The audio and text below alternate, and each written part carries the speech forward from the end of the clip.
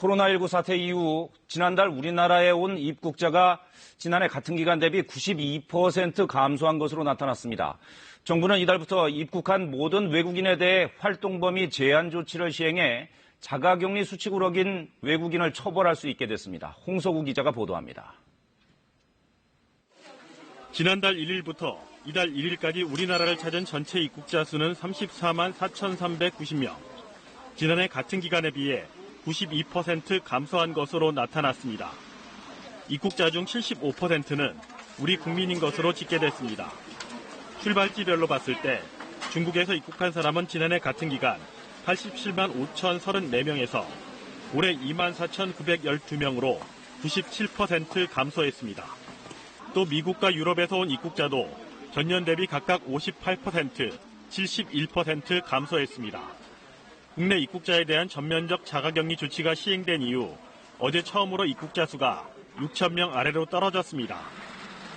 어제 오후 전세기편으로 도착한 이탈리아 교민 205명 가운데 1명은 확진 판정을 받아 병원으로 이송됐습니다. 나머지 교민들은 임시생활시설에서 14일 동안 격리 생활을 합니다. 최근 일부 외국인들이 자가격리 조치를 어기는 사례가 이어지자 법무부는 이달부터 입국한 모든 외국인에 대해 활동 범위 제한 조치를 시행했다고 밝혔습니다. 이에 따라 자가격리를 어긴 외국인은 3년 이하의 징역이나 2천만 원 이하의 벌금형에 처해질 수 있습니다.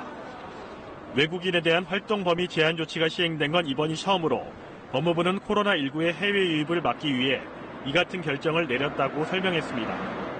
한편 교육부가 등교 개학 전까지 일반 학원의 원격 수업 교육비 상한선을 출석 수업의 70%로 제한하는 가이드라인을 마련해 교육청 등에 내려보낸 것으로 확인됐습니다. 교육부는 일선 학원에 대해 휴원하거나 원격 수업으로 전환할 것을 권고하면서 실시간 쌍방향 수업을 할 경우 기존 교습비의 70%, 녹화 영상을 제공하는 수업을 할 경우 40%, 두 방식을 혼합할 경우 40에서 70% 수준으로 정할 것을 함께 권고했습니다. KBS 뉴스 홍석우입니다.